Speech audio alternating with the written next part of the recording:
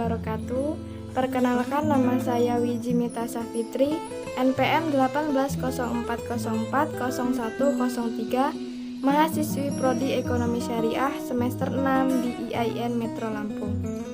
Video ini saya buat guna memenuhi tugas mata kuliah Fisikal dan Moneter dengan dosen pengampu Ibu Selvia Nuriasari. Materi yang akan saya bahas yaitu tentang uang elektronik dan digital, perspektif Islam. Berikut penjelasannya. Yang pertama, uang elektronik dan digital. Uang adalah standar kegunaan yang terdapat pada barang dan tenaga. Uang didefinisikan sebagai sesuatu yang dipergunakan untuk mengukur tiap barang dan tenaga. Misalnya, harga adalah standar untuk barang, sedangkan upah adalah standar untuk manusia, yang masing-masing merupakan perkiraan masyarakat terhadap nilai barang dan tenaga orang. Dalam konsep Islam, uang adalah flow konsep. Islam tidak mengenal motif kebutuhan uang untuk spekulasi karena tidak dibolehkan. Uang adalah barang publik, milik masyarakat. Karenanya, penimbunan uang yang dibiarkan tidak produktif berarti mengurangi jumlah uang beredar. Uang elektronik adalah uang yang dipergunakan dalam transaksi melewati jejaring internet secara elektronik dan sistem penyimpanan harga digital. Dalam uang elektronik terdapat nilai tersimpan atau prabayar, di mana terdapat nilai uang yang disimpan dalam suatu media elektronik yang berbasis chip atau server. Nilai uang yang terdapat pada uang elektronik akan secara otomatis berkurang pada saat pengguna melakukan pembayaran.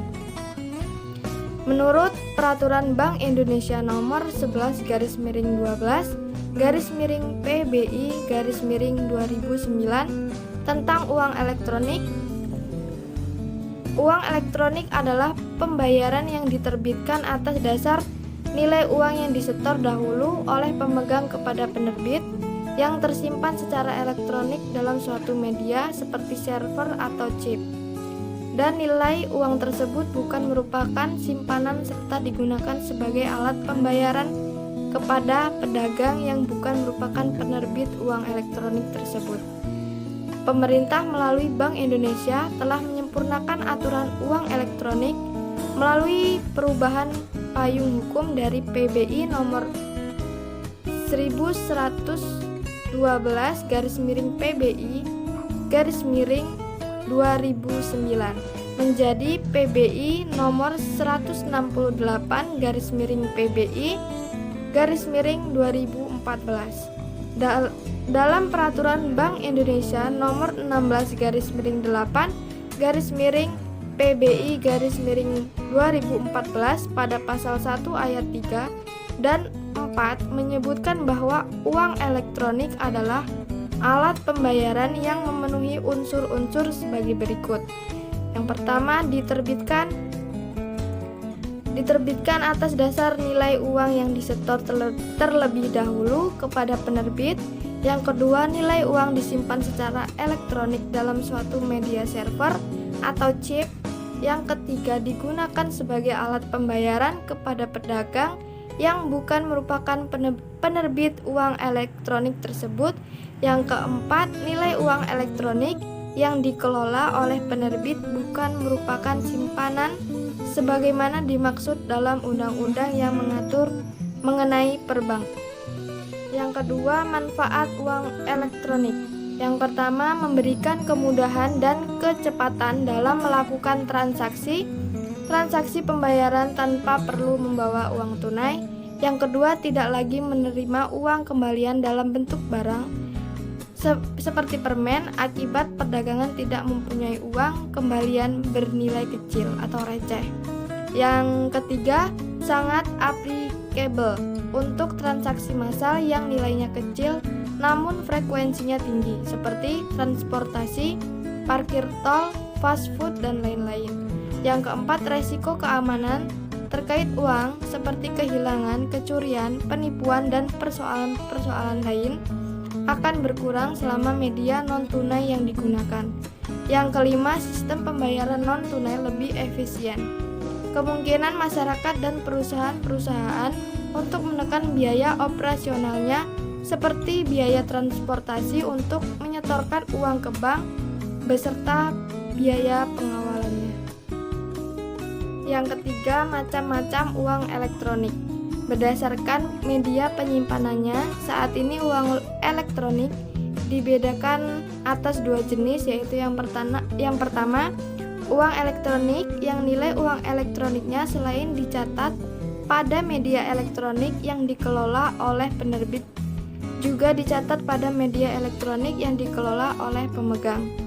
Media elektronik yang dikelola oleh pemegang dapat berupa chip yang tersimpan pada kartu, stiker, atau hard disk yang terdapat pada personal komputer milik pemegang. Yang kedua, uang elektronik yang nilai uang elektroniknya hanya dicatat pada media elektronik yang dikelola oleh penerbit. Dalam hal ini, pemegang diberi hak akses oleh penerbit terhadap penggunaan nilai uang elektronik tersebut. Yang selanjutnya, berdasarkan masa berlaku medianya, uang elektronik dibedakan ke dalam dua bentuk. Di antaranya yang pertama, reloadable. Uang elektronik dengan bentuk reloadable adalah uang elektronik yang dapat dilakukan pengisian ulang, dengan kata lain apabila masa berlakunya sudah habis dan atau nilai uang elektroniknya sudah habis terpakai, maka media uang elektronik tersebut dapat digunakan kembali untuk dilakukan pengisian ulang. Yang kedua, disposable. Uang elektronik dengan bentuk disposable adalah uang elektronik yang tidak dapat diisi ulang. Apabila masa berlakunya sudah habis atau nilai uang elektroniknya sudah habis terpakai, maka media uang elektronik tersebut tidak dapat digunakan kembali untuk dilakukan pengisian ulang. Yang selanjutnya, berdasarkan jangkauan penggunaannya, uang elektronik dibedakan menjadi dua.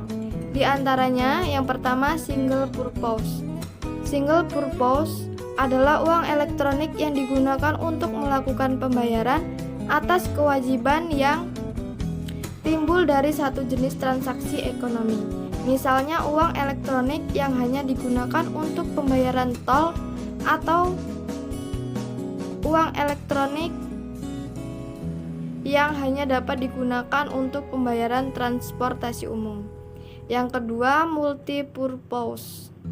Multipurpose adalah uang elektronik yang digunakan untuk melakukan berbagai pembayaran atas kewajiban pemegang kartu terhadap berbagai hal yang dilakukannya. Contohnya yaitu suatu uang elektronik yang dapat digunakan dalam beberapa jenis transaksi seperti penggunaan uang elektronik untuk pembayaran tol, dapat juga digunakan untuk membayar telepon, jasa transportasi, pembayaran pada minimarket, dan lain-lain, cukup menggunakan satu kartu.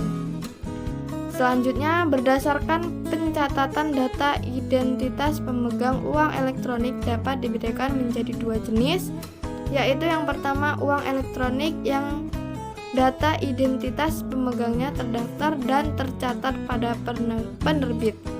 Yang kedua, uang elektronik yang data identitas pemegang tidak terdaftar dan tidak tercatat pada penerbit. Yang keempat, konsep uang elektronik dalam perspektif Islam. Islam tidak melarang bentuk teknologi selagi tidak bertentangan dengan ajarannya.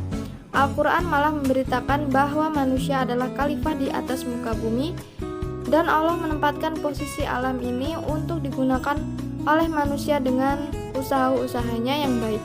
Firman Allah Subhanahu wa Ta'ala, artinya dialah Allah yang menjadikan segala yang ada di muka bumi untuk kamu, dan dia berkehendak atau menciptakan langit, lalu dijadikannya 7 langit, dan dia maha mengetahui segala sesuatu. Uang elektronik atau e-money pada dasarnya sama seperti uang biasa karena memiliki fungsi sebagai alat pembayaran atas transaksi jual beli barang.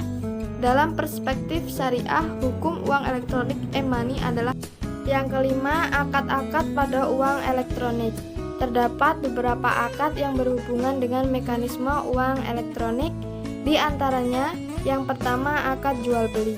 Dalil diperbolehkannya jual beli dalam firman Allah dalam surah Al-Baqarah ayat 275 yang artinya Allah telah menghalalkan jual beli dan mengharamkan riba, dan hadis Nabi artinya dari Jabir radhiyallahu anhu bahwa Rasulullah shallallahu alaihi wasallam bersabda, sesungguhnya Allah dan Rasul telah mengharamkan jual beli arak, bangkai babi dan berhala.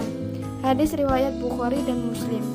Akad jual beli dalam kegiatan uang elektronik terjadi ketika nilai uang elektronik yang tersimpan dalam media penyimpanan baik berupa server atau chip yang dimiliki oleh penerbit dijual kepada calon pemegang dengan sejumlah uang senilai uang yang tersimpan dalam media uang elektronik.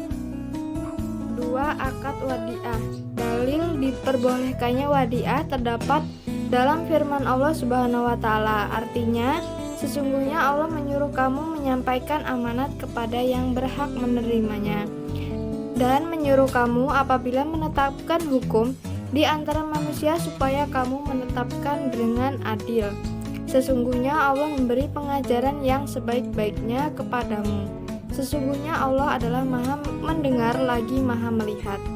Akad wadiah adalah akad yang berupa penitipan barang atau harta kepada orang yang dapat dipercaya untuk memelihara dan menjaganya. Wadiah dalam uang elektronik terjadi ketika calon pemegang uang elektronik menyerahkan sejumlah uang kepada penerbit dengan maksud menitipkan, dan selanjutnya sejumlah uang tersebut dikonversikan menjadi sebuah nilai uang elektronik senilai uang yang diserahkan. Selanjutnya penerbit juga wajib memelihara dan menjaga sejumlah uang tersebut dan menyerahkannya kepada pemegang saat diminta atau diambil atau untuk pembayaran kepada pedagang. Yang ketiga, akad sarf. Secara bahasa, sarf berarti tambahan, penukaran, penghindaran atau transaksi jual beli. Secara istilah, sarf adalah bentuk jual beli nakdain baik sejenis maupun tidak, yaitu jual beli emas dengan emas, perak dengan perak atau emas dengan perak, dan baik telah berbentuk perhiasan maupun mata uang. Jadi sarf dalam istilah fikih muamalah kontemporer adalah transaksi jual beli mata uang baik antar mata uang sejenis maupun antar mata uang berlainan jenis. Akad sarf dapat dianalogikan atau kias dengan uang elektronik karena terdapat beberapa kesamaan karakteristiknya. Yang keempat, akad ijarah. Akad ijarah adalah transaksi sewa-menyewa atas suatu barang dan atau upah mengupah atas suatu jasa dalam waktu tertentu melalui pembayaran sewa atau imbalan jasa. Menurut fatwa DSN MUI nomor 09-MUI-4-MUI-2000 tentang pembiayaan ijarah.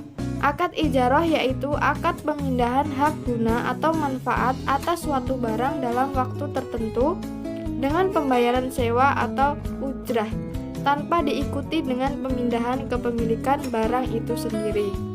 Yang kelima, akad wakalah. Secara bahasa, wakalah adalah melindungi.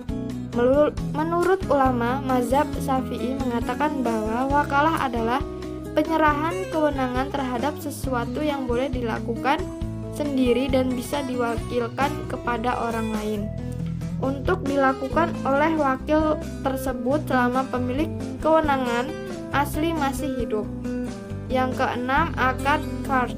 Akad qard yakni suatu akad pinjaman kepada nasabah dengan ketentuan bahwa nasabah wajib mengembalikan dana yang diterimanya kepada lembaga keuangan syariah pada waktu yang telah disepakati oleh lembaga keuangan syariah dan nasabah.